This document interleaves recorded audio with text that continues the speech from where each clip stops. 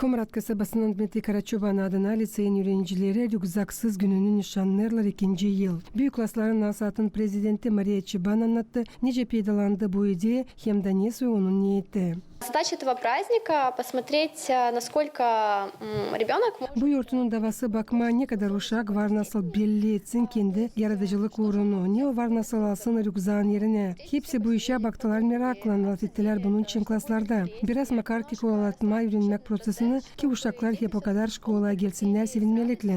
Da anlasınlar hani burada var nasıl dil sadece sert öğrenme ama olur da liseyde başka kolaylıklarda.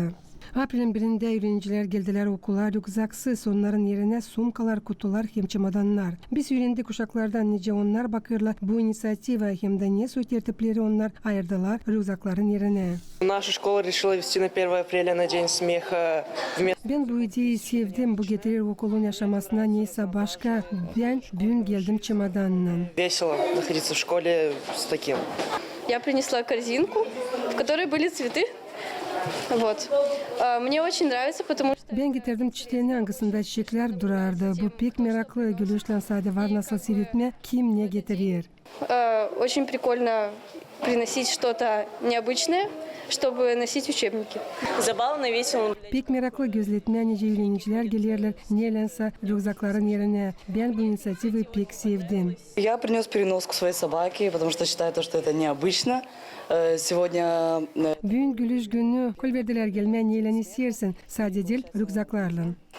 Сказали то, что можно прийти с многим, но не сумкой.